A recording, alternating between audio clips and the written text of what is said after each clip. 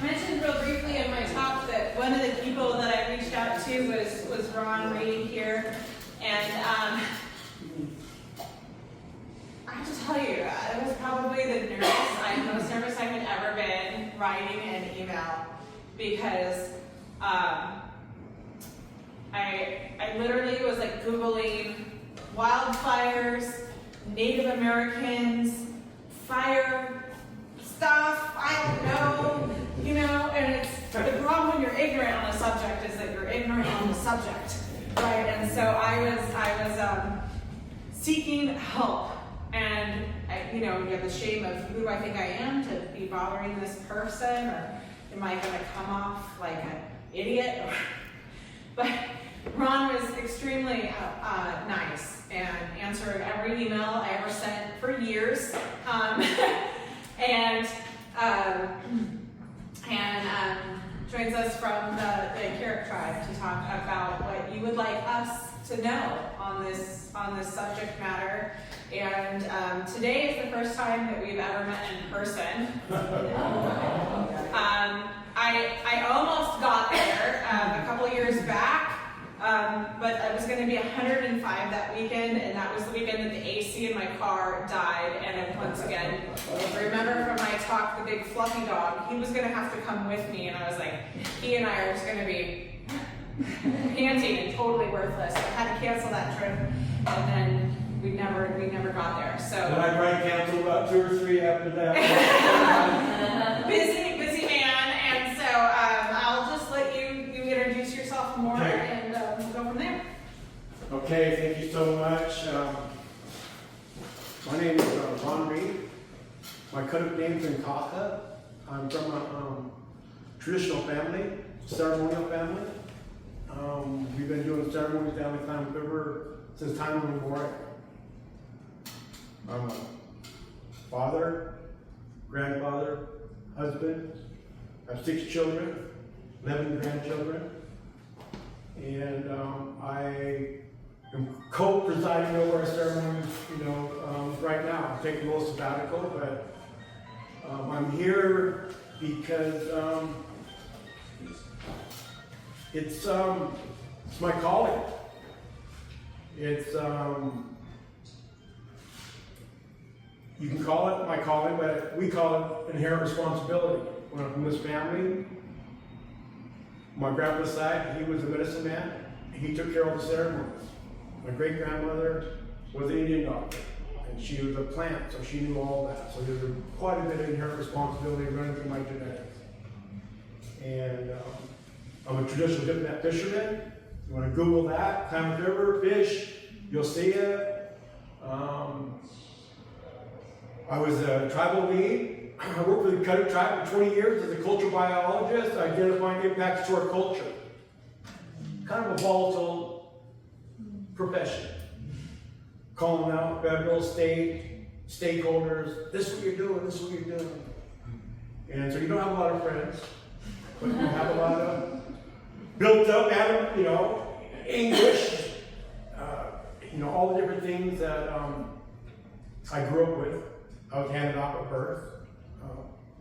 So I grew up, my first memories were about ceremonies, being very young, being part of my ceremonies with my grandpa, because he was a ceremonial leader, and it was against the law back then to practice, so we were his team, and we did that. And then also gathered traditional foods, you know, acorns and mushrooms and deer in the same place.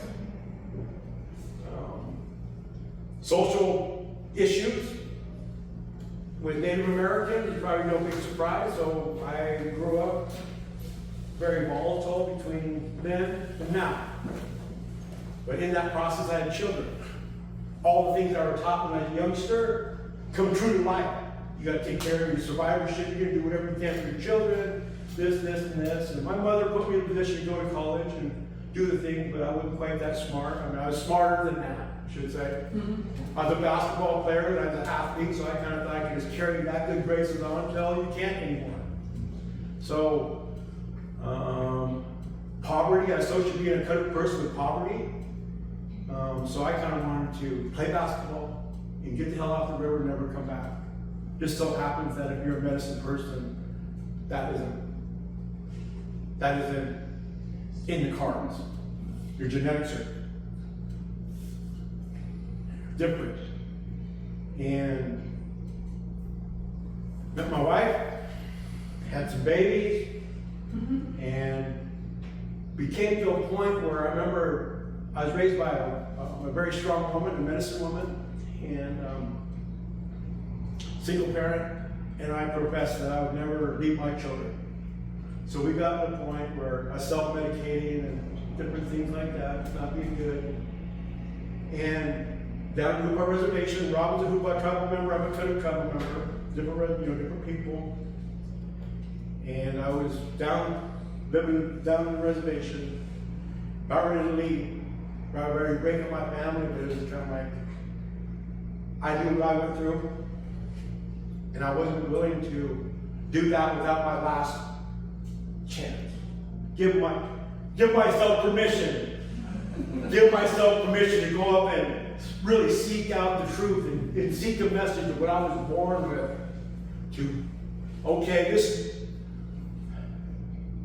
Before that, I was in a catastrophic fire. I was a freshman in college, ready to go to school, play basketball forever, I thought. Freshman in college, burned. Kind of like the opioids. This kind of changed me. That fight and that drive to be a successful basketball player has kind of faded away a little bit. Feeling sorry for myself a little bit. All these different things, turned on society. But we're going to walk away from what I really truly believed in. The only thing I really had is my children. Went to the ceremonies to follow the medicine man around the mountain for good luck. And just so happened that medicine man got sick. I was welcomed into camp as an heir, kind of an heir. And so I came back and I got put up on that. They asked me if I could do it. And after being gone for 20 years, of course I can do it. So I was able to do it and change my life forever. So now I'm just kind of like I start working with the Department of Natural Resources. You know, fire is who we are. Fire is the giver and taker of life. Fire, we use fire to pray. We use fire to eat, to cook with, to hunt, and all the different things, giver and taker of life. So it's very highly respected. And fire is the oldest teacher on earth. We can be taught how you're supposed to do it, but until you burn it, then come back and see what it looks like, and to be able to harvest it and be able to kind of come back instead of, like now we just go hunting. Lucky you might get something. But we used to go burn a certain place for an elk or a deer. Go burn for a basket tree. Go burn for all our different resources that created that mosaic existence. And that was inherent responsibility because we didn't have a store to go to. If you mismanaged something, your family was going to die. So we learned around that conservative measures of life over time. It wasn't in one cycle. It wasn't like our generation cycle. It's 7 generations in front. That's 1,000-year-old forest you're talking about. That's my responsibility. That's my responsibility to be able to have the regalia species a place to go hunt them. And part of your medicine is pass it on to your children. And then part of that is the interconnectivity of the collective wisdom of your community. Up and down, everything's connected. And that fire creates a diversity and harmony that connects everything from the great creator, human being, to the landscape. And to the non-relations we call, to the non-human relations we call our non-human relations. There you go. So, dam removal. 2001, I was a tribal lead for the Karuk Tribe lead for dam renewal. I started using indigenous science. I was the only one in the room talking about indigenous science. They tried to put cultural resources in its own category right over here. But I think everybody in this room should know that fish is a cultural resource, the water's a cultural resource, our animals and plants are resources, all these different things are resources, so I told them that I had to be in every one of those. You can't cram it in a box. The books are that tall, I swear, they were that tall where you had to read through all that. You think I'm reading through that? Hell no, I can't even do an email back, right? So I just got my packet right here. I'm packing it with, I pack it with vigor. I pack it with passion, and I pack it with my hypotheses. I've been lecturing in universities for so long, not really with this and stuff like this, but throwing hypotheses out. And now you kind of crawl down that ladder, and I'll meet you right here somewhere in between, and then we'll kind of go down and kind of get that understanding. And that's really what it's been. When I was, so dam renewal, identifying everything under the sun that I felt like was the impact of dam removal. At the end of the federal license application process, they said 0 impact to the cultural resources of the Karuk Tribe below the project area. Iron Gate Dam is 190 miles away from the ocean.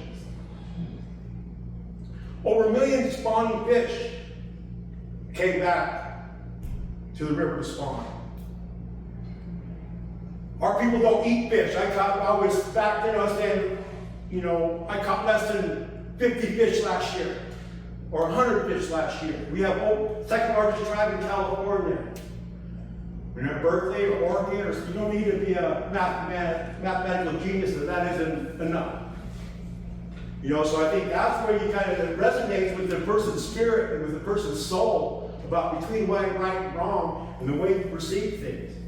And that's my job, is to provide that perception, to see outside the lens that you were grown to know that maybe that's the only thing that you know. But as we grow older, we realize that it's not just that. There's other people, other things that really truly make a difference. And so at the end of that process, 0 impacts. I was already a mess. So when I heard that, I was like, what the hell, what? I poured everything out there, It's like 1 million fish come back and my people are dying. We had this ulcer dying before. The first group in the nation that ever called out the federal government and accused them of altering the diet of a group of people because of the management. We proved that diabetes, hypertension, a few other things, that 4 or 5 times the national average.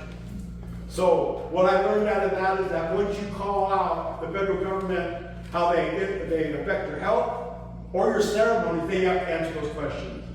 At that point, the Washington Post, boom, was on the Washington Post.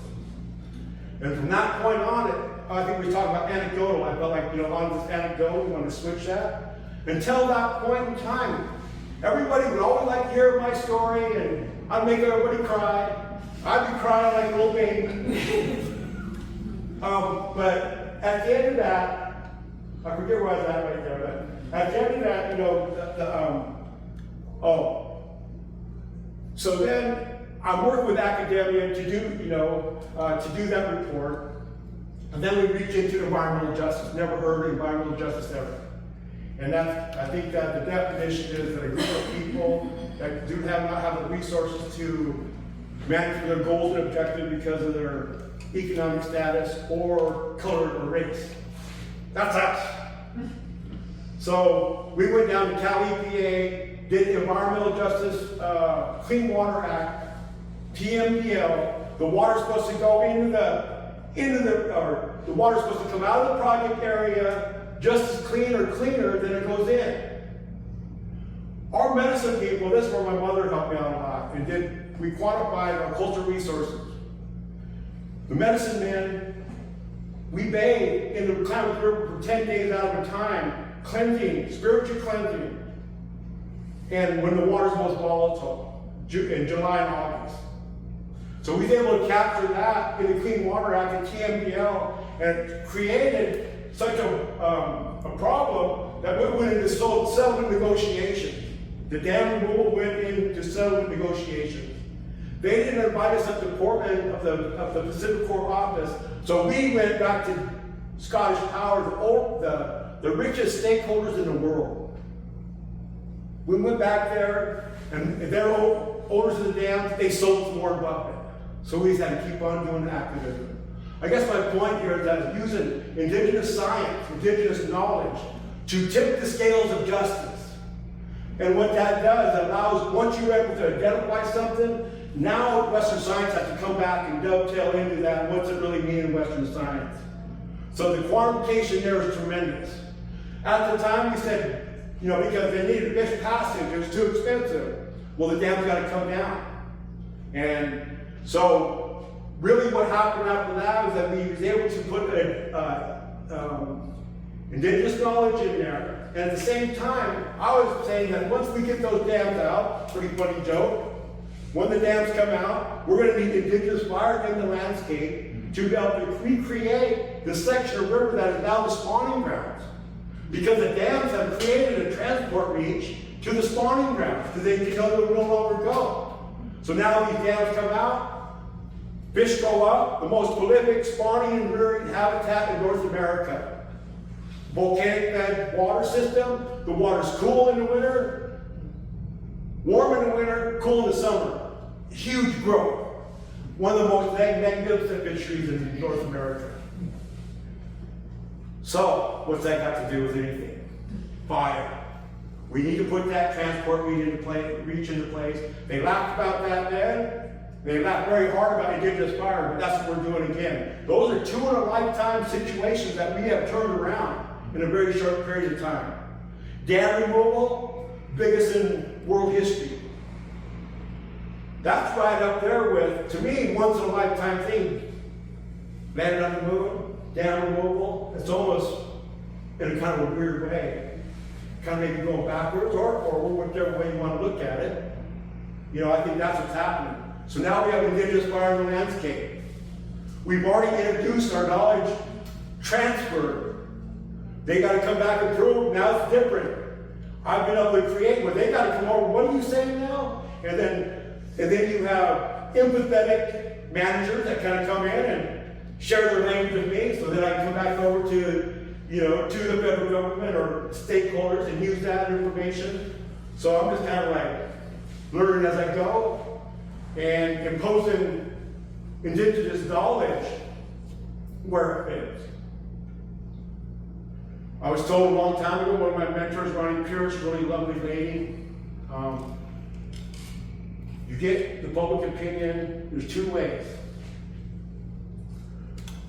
Health, everybody has a health, a sick relative somewhere, or your pocketbook. And so we just have to get both of those. Denied access to traditional food, the pocketbook. The pocketbook is part of Uncle Sam. Fire suppression is driving him broke. Do you think after all these years they're coming back and going to use indigenous knowledge because of this out of good faith? Nobody else knows fire like we do. The Karuk people, we're leading the nation in prescribed fire with cultural fire as a cohort. Everybody goes down there every year and treks. I don't even know what the hell it means, but everybody goes down there and trains up. And they head back home to use that knowledge. My job is to stream that down to the community, like buying local, right? We need to have place-based managers. So when a fire breaks out, my son works down there, they watched the fire for 3 days before it blew up. Because they didn't have resources to put on it. But if we have sovereign, fire is sovereign to us. That's part of our job to kind of go out and do, let it go when it goes, put it out when we need to, those type of things. And that's where we're getting to. We're using indigenous science as that co-management cohort that allows us to not only assert our inherent responsibility, but use the best science available. They use best science available a lot in endangered species management. I like to use that back on them because that's what everything we do is near optimal levels of management. Cultural fires, near optimal levels of management. We go around and we fortify this our medicine tree, medicine plant, medicine area. We go around and put fire around there before we put the big fire through there. We have to do that now because the force is out of whack. Before we just light a fire and let it take care of itself. Fire intervals. Different places need different fires. Different timing. So then that's why you have a big landscape and you're always burning in different places. Right? So you're burning only the places that provide life over time. Your regalia species, your food, your basketry, your connectivity to the high country, your transportation routes. Those are the things that we kept clean as a whistle. And then that's why you know every year those salmon are going to come back. Every year there's going to be deer in your acorn tree. Every year you're going to have basketry materials. Every year you're going to have world renewal and rejoice. And your biggest monitoring tool is salmon returning to the river. With the help of the Karuk Tribe, the U.S. Forest Service has been managing fire differently in the last 15 years. Before they used to put out everything.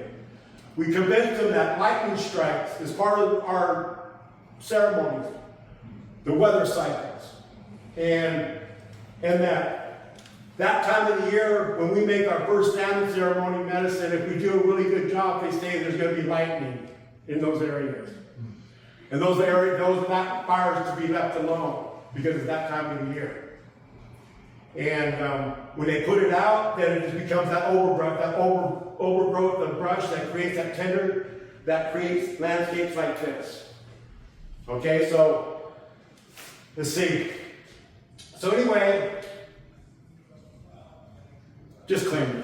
I had a disclaimer. So right now, I have so many irons in the fire right now that, I don't know, I think I'm driving my wife crazy. I'm starting to go crazy a little bit. Just lucky I didn't have a passport. If I had a passport, we would have ended up going to Africa. But we just came back from Hawaii, went over, so we're doing all these different things. Talking about fire, talking about water, talking about community involvement and forests, talking about the things that I feel like that's my wheelhouse. I can talk about that anywhere. I was pretty nervous about art. I've never talked in this area, but it's a big hope of mine. My granddaughter is a pretty good artist, an award-winning artist. On a fire on one side, a little girl crying. A fire on one side, a little girl crying. That kind of like one of the burnouts like this. She won an award for it. She's up at University of Oregon, going up and scouting out. So hopefully she'll get to go up there. I have a lot of support up there. My son Ryan went up there, got his degree. My youngest son, he's down in Berkeley. Well, he's home now fighting fire, but getting his master's in forest and fire. I'm a fish biologist, with a degree. I have a master's in Native American studies. The other son going to school, my oldest son going back to school in fire, indigenous fire. And I got a granddaughter raised in a beautiful family, so we can all practice. That's my passion. I think it's my obligation. It's an obligation to myself. I give myself permission to come across the boundaries that aren't really there for us. We don't get to come up to Medford and speak very often. The only time I've ever been up to Medford is federal court or with agriculture or something weird like that. So this is kind of really wonderfully, when I got that invitation, I kind of thought, yep, conservative. That's what we need to really kind of like connect with, to share these perspectives, because this doesn't help anybody. Right? I mean, the Slater fire. We now have homeless people that have been in these places forever. They get the insurance back, they're not enough to rebuild, so they got to become renters. The school system has fell down all the way to next year they're going to community-based education.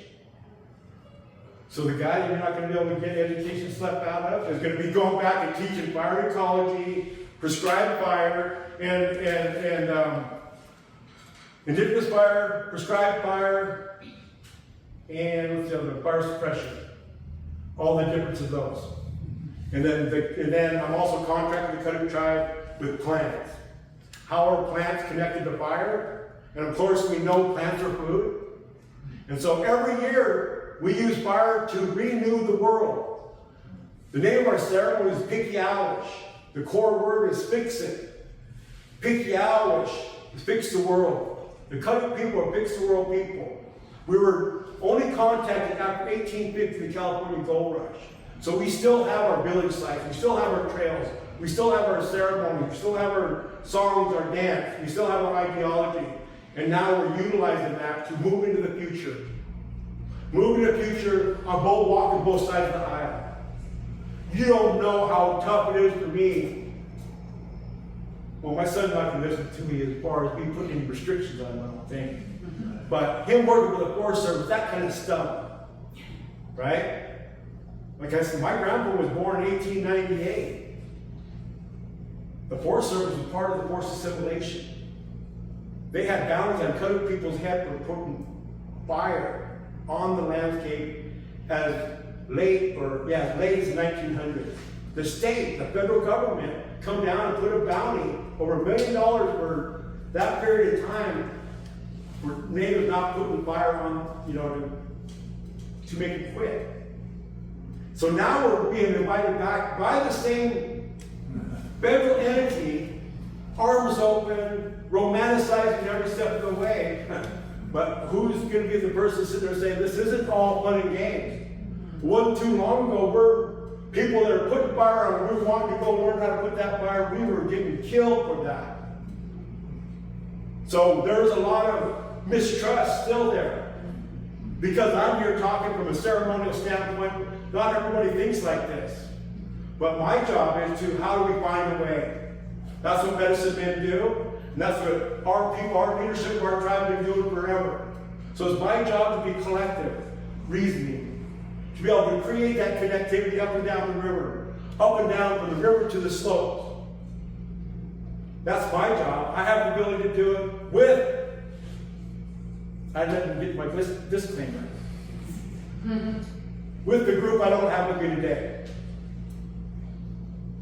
I'm a co-founder of the Karuk Tribe UC Berkeley Collaborative, which come up and quantify, that was like 10 or 15 years ago. To come up and quantify our traditional Mandarin perspective. What's that allow me to do? Talk in their language. So now I can talk in their language, now I can throw my hypotheses out because I know where this language is going. So just like putting a block to the fire trail, now I just put that good piece of knowledge up there, right? So we're effectively gaining ground. I quit working for the Karuk Tribe because they couldn't address my ceremonial issue because it's the arm of the federal government. Colonial in nature. They give us money, but you can only do this. You can only manage fir trees. You can only manage this. You can manage this. You can't do this. I can't do that. My ceremonial grounds right now as we speak denied access because of fire suppression. Our trails are not cleaned up enough because of fire going through there. You see the brush pile that caused that stuff right there. You can barely walk through it. That's how our trails are. So, in the name of fire suppression, we need to tell them that this is our church. This is where you need to respect it like that, and we need to protect it. So we're getting, with science, with Western science leading the way, cohort to indigenous knowledge, we're making a difference. My youngest son, is getting a master's down in Berkeley. He is the youngest backup federal advisory committee to the Northwest Forest Plan, which they're working on. The three main things that I'm concerned with is community inclusion in the forest, management of old growth and mature forests, and indigenous fire inclusion. And of course, I'm be able to feed my son this stuff. The collaborative is feeding this stuff. And the different groups I'm working with, academia from Stanford, Oregon, I have some publications with them talking about in Western science, kind of like what it means to put fire in the landscape, what does it mean, for water management, for us to be managing, right along with water management. So the disclaimer is that I'm going over to Gasky, where they had the Gasky fire 1 or 2 years ago, devastating. Cultural people over there asked me to go over, start looking at the landscape a little bit differently, and start figuring out how we're going to manage post-fire. So I'm working on this concept, indigenous hydrology. Indigenous fire is indigenous lifestyle. How you put fire to these resources is our lifestyle, is our worldview, is a transfer of knowledge that needs to be provided for us so we can carry on, not only understand our inherent responsibility, but provide leadership in the way. And when I first started doing this stuff, like I said, it was anecdotal information. They didn't really have to listen to us too much until we got these reports out.